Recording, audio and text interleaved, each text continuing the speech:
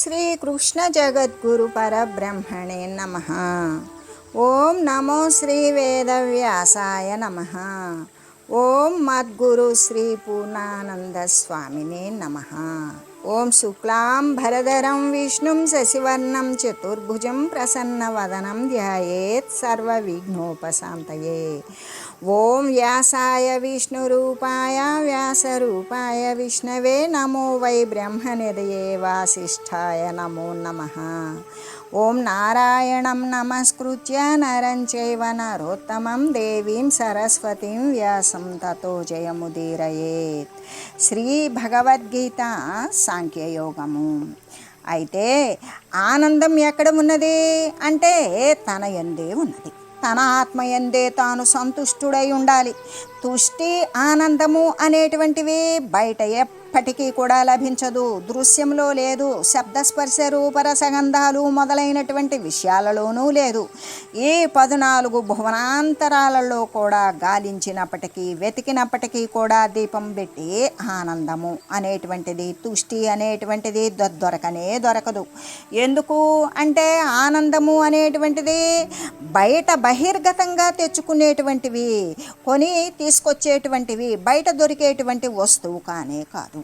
అది తన యొక్క ఆత్మయందే తన యందే లభిస్తూ ఉంటుంది. మనసనందు కలిగినటువంటి ఏ కోరికలు అనబడేటువంటి మురికి ఎప్పుడైతే పూర్తిగా నశించిపోతూ ఉంటుందో అప్పుడు స్వాభావికంగా సహజంగా స్వతసిద్ధంగా వెలయుచూ ఉన్నటువంటి ఆత్మానందము జీవునికి అర్థమవుతుంది, అనుభవ సిద్ధి జరుగుతుంది, ద్యోతకమవుతుంది.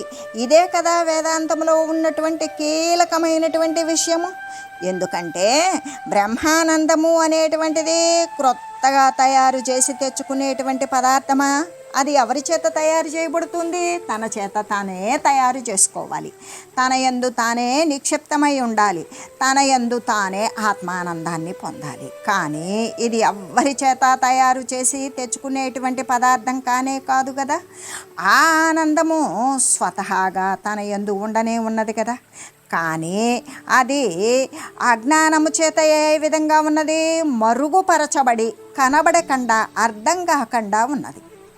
ఆ విధంగా మరుగుపడి ఉండడం చేత ఇప్పుడు మరి దానిని ఎలా బయటికి తీయాలి, ఎలా బహిర్గతం చేయాలి అంటే అప్పుడు ఏ యొక్క నిత్యానిత్య వస్తు వివేకము అనేటువంటి దానితోటి నిత్యమైనటువంటి వస్తువు పరమాత్మ వస్తువే, అది తప్ప మరొకటి లేదు అన్నప్పుడు ఈ కనబడేదంతా అనిత్యమైనది. ఈ అనిత్యమైనటువంటి వస్తువుల పట్ల విరక్తి కలిగి ఉండడం, ఆ విరక్తి చేత మనసుకు బట్టి ఉన్నటువంటి ఆ యొక్క కోరికలు అనబడేటువంటి బూజు దుమ్ము తుడిచివేస్తే లోపల ఉన్నటువంటి సహజమైన ఆత్మానందం అనేటువంటిది ప్రస్ఫుటమవుతూ ఉన్నది కదా, చక్కగా ప్రకాశవంతంగా కనబడుతూ ఉన్నది కదా.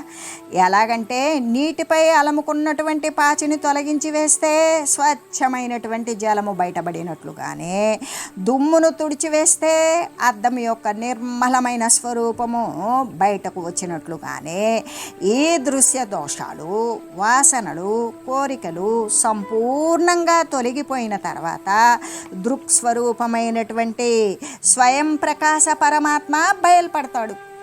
కాబట్టే ఇక్కడ సర్వ కామాలు కూడా, సర్వ కోరికలు కూడా, సర్వ వాసనలు కూడా సంపూర్ణ స్థాయిలో నశింపజేసుకోవడమే సాధన.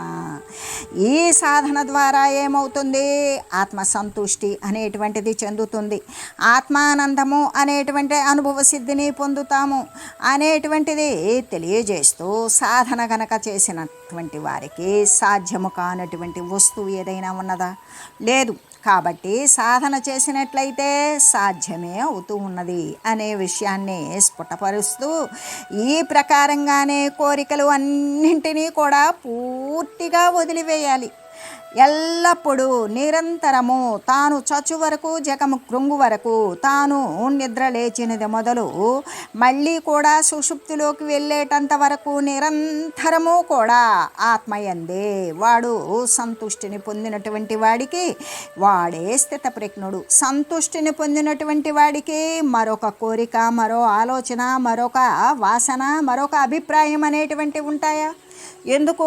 వాడికి సర్వము కూడా అక్కడే నిండిపోయి ఉన్నది. వాడికి కావలసిన వస్తువు కానీ, వాడు వదిలిపెట్టవలసినటువంటి వస్తువు కానీ ఇంకేమీ లేదు అక్కడ.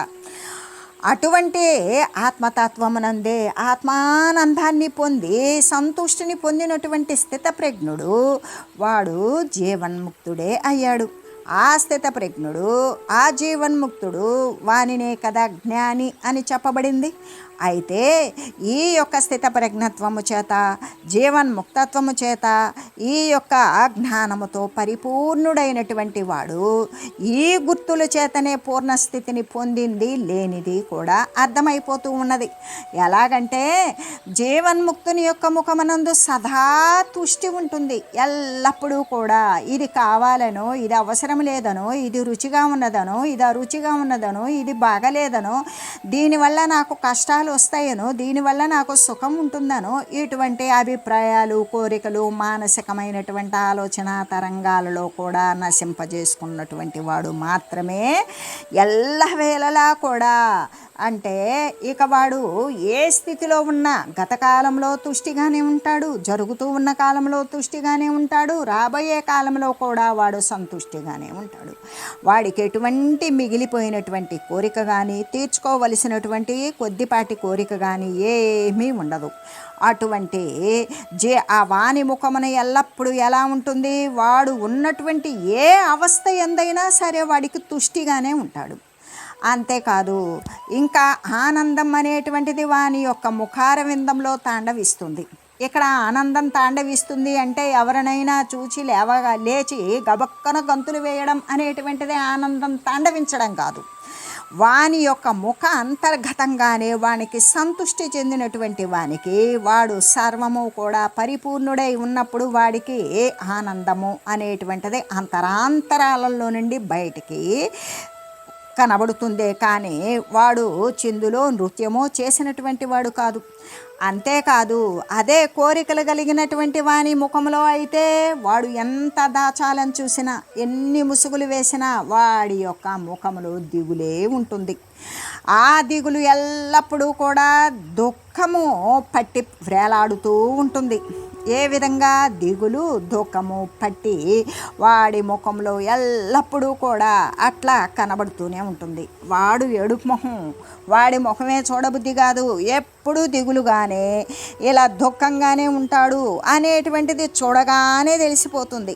ఇలాగే స్థితప్రజ్ఞునికి, అంటే ఎప్పుడైతే అటువంటి జ్ఞానికి సదా ఆనందముతో తాండవించేటువంటి వానికి, స్థితప్రజ్ఞునికి పొందవలసినటువంటి పదార్థము అనేటువంటిది మరొకటి లేదు కదా. కాబట్టే తన యొక్క హృదయమునందే వాడు బ్రహ్మానంద అమృత సాగరమునందు, అమృతము అన్నప్పుడు మృతప్రాయము కానటువంటిది, చావు లేనటువంటిది. చావు ఉంటే కదా మరొక శరీరం వచ్చేది. మరి ఇప్పుడు శరీరం ఉన్నది కదా, ఇది చావదా అంటే శరీరమే పోతుంది. శరీరాంతర్గతంగా ఉన్నటువంటి ఏ బ్రహ్మ చైతన్యం అయితే ఉన్నదో బ్రహ్మ చైతన్యమునందే పరిడి వెళ్ళి ఉంటుంది. కాబట్టి ఆ బ్రహ్మానందామృత సాగరమున వాడు వలలాడుతూ ఉంటాడు. ఎందుకు అంటే కోరికలు లేవు, వాడికి పొందవలసినటువంటి పదార్థము లేరిక. అటువంటి స్థితప్రజ్ఞుడు ఎల్లప్పుడూ కూడా ఆ అమృతానంద సాగరమున వాడు ఎదులాడుతూ ఉంటాడు. ఇదే కదా అతనికి గుర్తు అని చెబుతూ, మరి అసలుకి స్థితప్రజ్ఞుని యొక్క లక్షణాలు ఎలా ఉన్నవి అంటే, మనసునందలి కోరికలు అన్నింటినీ కూడా సంపూర్ణంగా వదిలివేస్తాడు. అంతేకాని ఇది అనుసరిస్తే, ఇది అనుభవిస్తే ఈ కోరిక తీరిపోతుంది అంటే అగ్నిలో ఆజ్యం పోసినట్లే. ఈ ఒక్కటి తీర్చుకొని, ఈ ఒక్కటి తీర్చుకొని, ఈ ఒక్కటి తీర్చుకొని అంటే ఈ ఒక్కటి ఆ ఒక్కటి లేదు, ఆ ఒకదాని తర్వాత ఒకటి కోకొల్లలుగా ఉత్పన్నమవుతాయి. వాడికి ఎప్పుడూ తీరేటువంటిది లేనే లేదు. కాబట్టి వాడికి ఈ ఒక్కటి ఆ ఒక్కటి అనేది లేకుండా మనసులో ఉన్నటువంటి కోరికలు మొత్తం కూడా సంపూర్ణంగా మంచి అని చెడు అని లేకుండా, హితమని అహితమని తెలియకుండా సర్వము వదిలివేస్తాడు. వాడు వదిలివేయడానికి కారణం ఏంటి అంటే వాడు నిరంతరము అంటే ఎల్లవేళలా కూడా జాగ్రత్త స్వప్న సుషుప్తుల యందు భూత భవిష్యత్ వర్తమాన కాలాల యందు సర్వేక సమస్తమునందు కూడా సదా సర్వకాల సర్వ ప్రదేశాల యందు కూడా వాడు ఎలాగంటే నిరంతరం ఆత్మయందే సంతుష్టిని పొందుతూ ఉంటాడు. కాబట్టి వాడికి మనసులో ఇక కోరికలు అనేటువంటివి ఉండవు. ఎందుకు? సర్వకామనలు కూడా నశింపజేసి సర్వకామనలు సర్వ కోరికలు తీర్చివేసిన తర్వాత వానికి ఒక ఆకృతే లేనప్పుడు, ఒక పరిచ్ఛిన్నమైనటువంటి వస్తువే తాను కానప్పుడు దేనిని కోరాలి, దేనిని వదలాలి అనేటువంటి నిరంతరము కూడా ఆత్మయందే సంతుష్టిని పొంది ఉంటాడు. అయితే ఇక్కడ ప్రపంచం మొత్తంలో కూడా పూర్ణమైనటువంటి ఆనందం తన ఆత్మయందే కదా లభిస్తూ ఉంటుంది అని తెలియజేస్తూ దుఃఖేష్వను ద్విగ్నమనాః సుఖేషు విగత స్పృహ వీతరాగ భయక్రోధ స్థితధీర్మునిరుచ్యతే. అంటే దుఃఖములందు కానీ మరి దుఃఖములందు కూడా కలత నొందనటువంటి మనస్సు కలిగినటువంటి వాడు, సుఖాలయందు ఆసక్తి లేనటువంటి వాడు, అనురాగము కానీ భయము కానీ కోపము కానీ ఇవన్నీ కూడా తొలగించుకున్నటువంటి వాడు వాడే కదా మననశీలుడు. ఏం మననం చేస్తూ ఉన్నాడు? ఆత్మ మననశీలుడు. ఆత్మతత్వాన్ని మాత్రమే మననం చేసేటువంటి వాడు ఆత్మస్వరూపుడు. వాడే కదా స్థితప్రజ్ఞుడు అని చెప్పబడుతూ ఉన్నది. ఎలాగంటే దుఃఖములయందు ఏ విధంగా దుఃఖాలయందు ఏమాత్రము కలతను పొందని మనసు కలిగినటువంటి వాడు. అంటే దీనికి మనం ఒక సాదృశ్యాన్ని తెలియజేసుకోవచ్చు. ఏమిటి అంటే వ్యాసమునీంద్రుడి కుమారుడు అయినటువంటి సుఖయోగీంద్రుడు ఉన్నారు. ఈ సుఖయోగీంద్రుడికి వ్యాసమునీంద్రుడు ఏది వేదాధ్యయనంతో పాటు ఆయనకు బ్రహ్మ విద్యను కూడా బోధించారు. ఈ బ్రహ్మ విద్యను కూడా బోధించినప్పుడు ఆయనకి ఏదో ఇంకా కూడా తండ్రి గారు మిగిల్చి ఉంచారు అనేటువంటి ఆలోచన కలుగుతుంది. ఎంత చెప్పినా తనకదంతా తెలిసినట్లుగానే ఎందుకు సుఖయోగీంద్రుడు పసితనము నుండే వైరాగ్య తత్వముతో నిండిపోయి ఉన్నారు. ఆ పరబ్రహ్మమునందే నిలబడి ఉన్నారు. ఆయనకున్నటువంటి జ్ఞానం అనేటువంటిది అపారవారం. కాకపోతే ఆయనకి ఏమీ లేదు, అనుభవ సిద్ధి లేదు. అంతే, ఆయన జ్ఞానం అపారవారం. అందుకోసమే వచ్చినటువంటి శరీరం కాబట్టి తండ్రి గారు చెప్పేటువంటి ప్రతి విషయము తనకు తెలిసినట్లే ఉంటుంది, క్రొత్తగా అనిపించడం లేదు. కానీ ఇంకా ఏదో తనకు తెలియని విషయం తండ్రి గారు దాస్తూ ఉన్నారు అనేటువంటి సందేహం కలిగింది. అప్పుడు తండ్రి గారైన వేదవ్యాసులు ఆయన యొక్క మనోగతాన్ని తెలుసుకున్నారు. నాయన సుఖ, నీకు నా దగ్గర ఇక నీకు ఎటువంటి సందేహము కూడా తీరదు. నువ్వు వెళ్ళి ఆ మిథిలానగర ప్రభు అయినటువంటి జనకుణ్ణి కలువు, ఆయన దగ్గర నీ సందేహం నివృత్తి అవుతుంది అని చెప్పారు. దాని ప్రకారం సుఖయోగీంద్రులు తండ్రికి నమస్కారం చేసి ప్రదక్షిణలు చేసి నమస్కారాలు గావించి జనక మహారాజు యొక్క మిథిలా పట్టణానికి వెళ్ళారు. ఆ మిథిలకు వెళ్ళిన తర్వాత అక్కడ ప్రతి ఒక్కదానికి కూడా 7 ప్రాకారాలు ఉంటాయి. ఎందుకు అంటే 7 ప్రాకారాలు అనేటువంటివి మనుజుని యొక్క దేహస్థితి సంభవించినటువంటిది.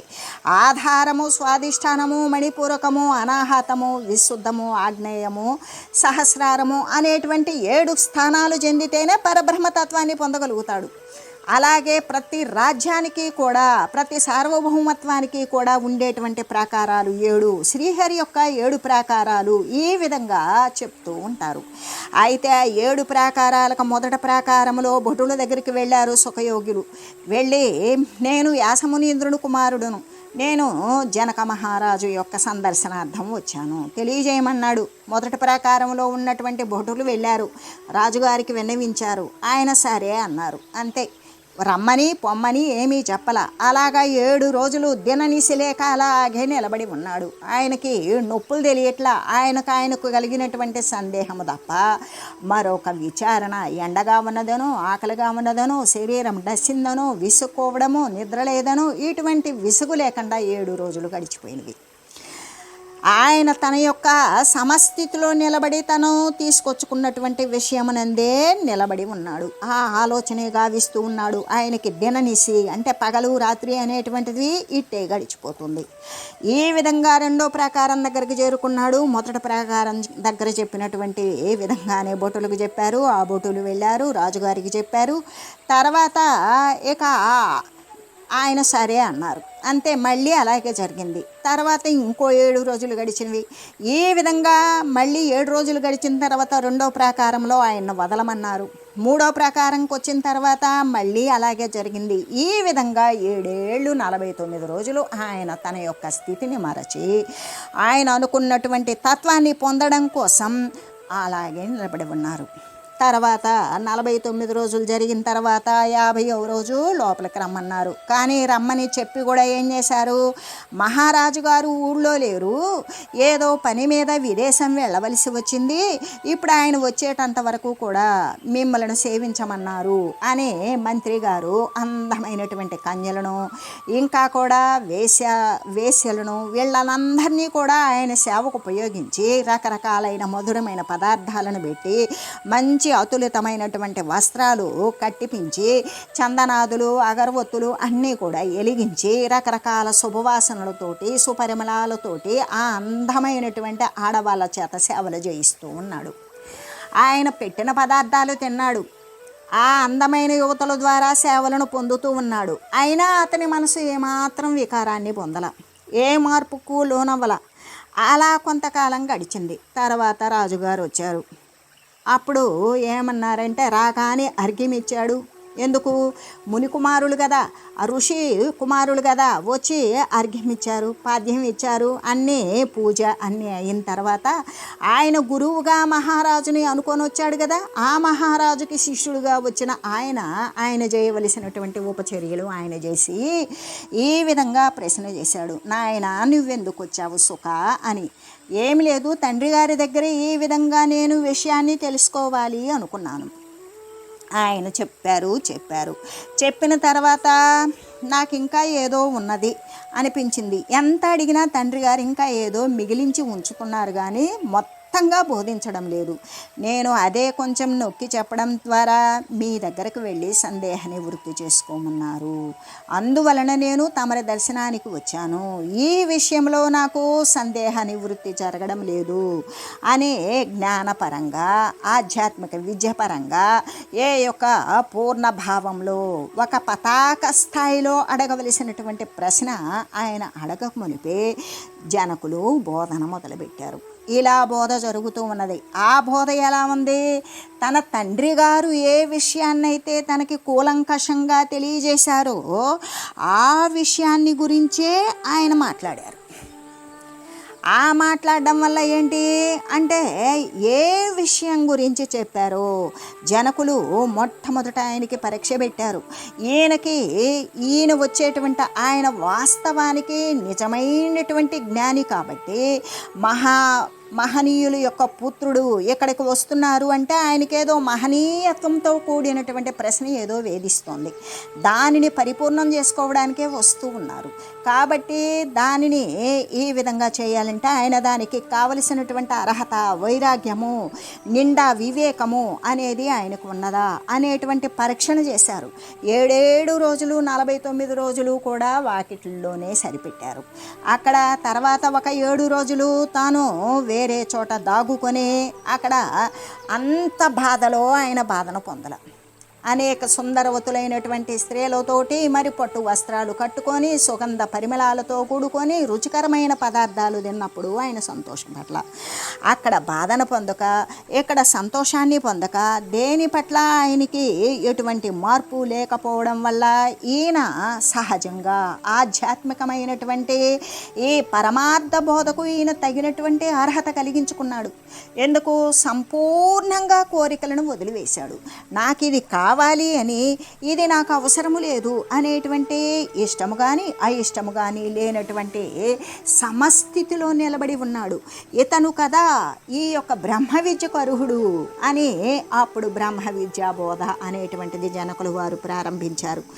ఆ ప్రారంభించి చెబుతూ ఉంటే అప్పుడు జనకులు వారు ఏదైతే బోధిస్తూ ఉన్నారో శుకుల వారికి ఎలా ఉన్నది అంటే, తన తండ్రి గారు ఏదైతే బోధించారో ప్రారంభం నుండి నిత్యానిత్య వస్తు వివేకము దగ్గర నుండి ముముక్షత్వం వరకు కూడా ఏదైతే బోధించారో ఆ బోధే జరుగుతోంది.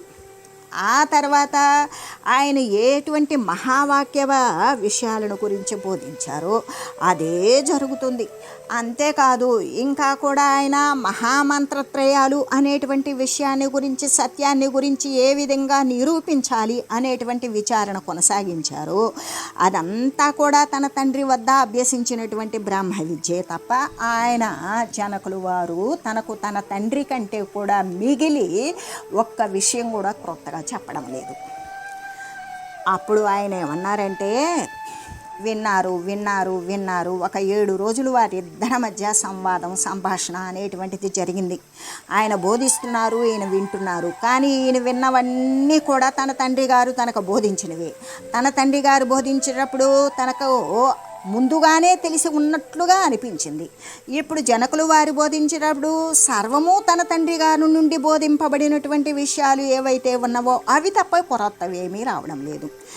ఈ విధంగా ఇక ఇది నాయన విషయం, బ్రహ్మ సత్యం జగన్మిథ్య. ఈ ఎరగబడేటువంటిది మొత్తం కూడా మిథ్యాస్వరూపము, కేవలము ఆ పరబ్రహ్మ వస్తువు మాత్రమే సత్యము. ఆ వస్తు స్వరూపమే మనమంతా. మనం ఆ వస్తు స్వరూపం అవ్వడానికి చేయబడేటువంటి సాధన ఇది. ఏదైతే సర్వము కూడా వదిలివేసి ఉంటామో అప్పుడు మన యందే ఆ బ్రహ్మ జ్ఞానానందము అనేటువంటిది అనుభవ సిద్ధికి వస్తుంది. ఆ అనుభవ సిద్ధికి వచ్చినప్పుడు మనము బ్రహ్మతత్వమే అవుతాము. మనదైనటువంటి ఆ పరబ్రహ్మతత్వానుభూతిని పొందినప్పుడు అప్పుడు ఇక మనం పరబ్రహ్మానంద గచ్చతి అంటే పరబ్రహ్మ స్వరూపులమే అవుతాము అనే ఆ యొక్క అల్టిమేటం అంటే పతాక స్థాయిలో ఏ విధంగా అంటే సర్వము కూడా ఎరగబడేటువంటిది, ఎరిగేటువంటిది సర్వము అబద్ధమే. ఎరగబడేటువంటి తెలివి ఉన్నది కదా, ఆ తెలివి కూడా బ్రహ్మమునందు లీనము చేసినప్పుడు మాత్రమే మనం పరబ్రహ్మ స్వరూపులం అవుతాం. మనకు అక్కడ ఉపాధి భేదాలతో కూడినటువంటి దేహాలు, శరీరాలు, ఉపాధులు అనేటువంటి పాంచభౌతిక నిర్మితమైనటువంటివి ఏది ఉండదు.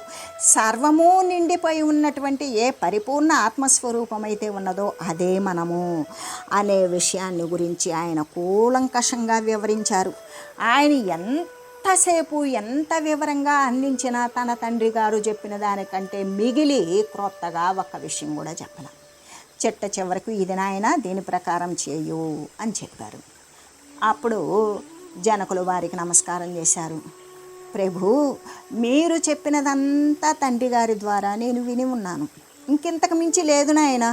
ఇదే విషయం ఎందుకు అంటే నీకు జ్ఞానపరంగా ఉన్నది, ఇది నీకు విజ్ఞానపరంగా కాలేదు. నీవు దీని విషయం గురించి తెలుసు. అందుకే అంటే ఇక్కడ పరబ్రహ్మతత్వం గురించి నీకు తెలుసు.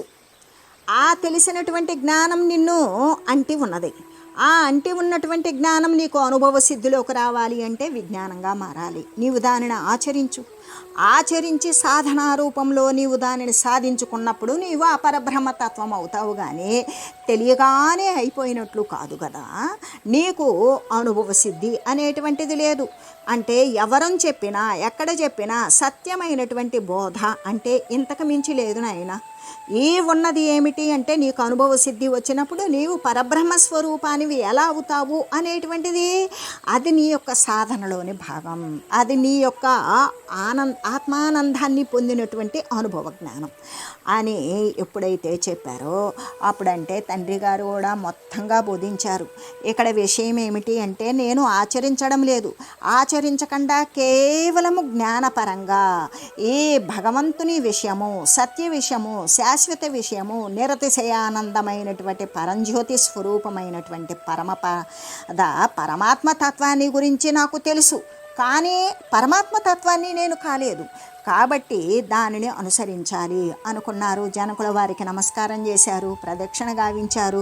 తర్వాత ఆయన దగ్గర సెలవు తీసుకున్నారు. ఆయన యొక్క అనుమతి ప్రకారం తండ్రి గారి దగ్గరకు వచ్చారు. తండ్రి గారికి కూడా మళ్ళీ నమస్కారం చేసి తండ్రి గారితో అన్నారు, తండ్రి గారు, ఈ విధంగా మీరు చెప్పినటువంటి బోధే నేను అపోహపడ్డాను.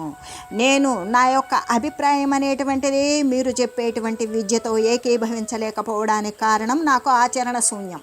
నాకు విషయం అయితే తెలుసు, కానీ అనుభవయోగ్యమైనటువంటిది కాదు. కాబట్టి నేను అనుభవయోగ్యం అర్హతను సంపాదించుకోవాలి అంటే ముందుగా విషయం తెలిసింది అని ఆయన అప్పుడు ఆ యొక్క పర్వతం మీదకు వెళ్ళిపోయి ఆ పర్వత శిఖరాల మీద కూర్చొని తన యొక్క సాధనను క్రమంగా అనుసరిస్తూ ఆచరిస్తూ బ్రహ్మజ్ఞానాన్ని పొంది ఆయన తర్వాత తన యొక్క శరీరాన్ని కూడా లెక్క చేయకుండా పంచభూతాలలోనే కలిపివేసి పరబ్రహ్మానంద స్థితిలో ఆనంద సాగరంలో నిండి నిబిడీకృతమైపోయాడు. అయితే ఇక్కడ స్థితప్రజ్ఞుని యొక్క స్థితి ఏమిటి అంటే ఆయన దుఃఖాల యందు కలతను పొందల, మరి సుఖాల యందు కూడా ఎటువంటి ఆసక్తిని చూపల. ఏం పెట్టినా నాకు ఈ సుఖం ఈ ఇబ్బందిని కలిగిస్తుంది, ఈ కోరిక ఈ ఇబ్బందిని కలిగిస్తుంది అని చెప్పల. అంటే తన దగ్గరికి వచ్చినటువంటి యథాప్రాప్తమైనటువంటి కష్టాన్ని కానీ సుఖాన్ని కానీ దేనినైనా సమస్థితిలో స్వీకరించాడా అంటే స్వీకరించలా, అనుభవించాడంతే. స్వీకరిస్తే మరొక దాన్ని వదిలివేయవలసి ఉంటుంది. కాబట్టి ఇక్కడ దుఃఖాల యందు కలత చెందనటువంటి మనస్సు కలిగిన వాడు, సుఖాల యందు ఆసక్తి లేనటువంటి వాడు, అనురాగము కానీ భయము కానీ కోపము కానీ ఏమీ లేనివాడు, ఇవన్నీ కూడా తొలగించుకున్నటువంటి వాడు ఎల్లప్పుడూ కూడా ఆత్మతత్వాన్ని మాత్రమే స్మరణ చేస్తూ ఉండేటువంటి వాడు. కాబట్టి అటువంటి ముని, ఆ మననశీలుడు వాణ్ణి కదా స్థితప్రజ్ఞుడు అని మరి చెప్పబడుతూ ఉన్నది అని తెలియజేస్తూ, ఓం మంగళం పావన గీతామాత, జయ మంగళం భక్తజనావని బంధ విమోచని, భవభయహారిణి భవ్యదాయిని మంగళం. ఓం మంగళం శ్రీ కురుక్షేత్ర రణక్షోణీ విహారిణే, పార్థసారథి రూపాయ గీతాచార్యాయ మంగళం. ఓం మంగళం మహత్.